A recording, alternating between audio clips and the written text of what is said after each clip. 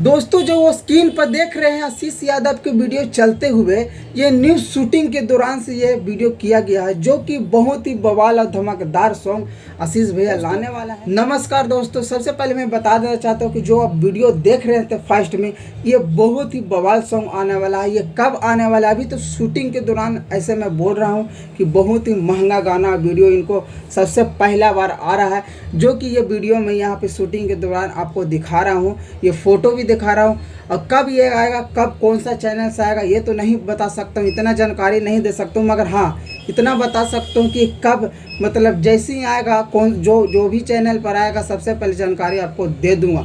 तो हमारे चैनल पर नया है तो सब्सक्राइब करके रखिएगा कि जब भी ये वीडियो आए बवाल और धमकदार तो सबसे पहले आपको पास चल जाए। और दोस्तों मघी में अभी किंग माने तो आशीष यादव ऐसा गाना लाते हैं जो कि एकदम दिल पर लगता है। तो ये सॉन्ग तो एकदम पूरा 100% गारंटी है कि एकदम समझिए कि एकदम हिट होगा, क्योंकि जब शूटिंग के दौरान से देखेंगे कितना दिन से ये शूटिंग हो रहा है, अभी तक भी शूटिंग नहीं हुआ। और शूटिंग की तो दूर बात है, अभी तक एडिटिंग भी नहीं हो। जब शूटिंग होगा तभी तो एडिटिंग होगा।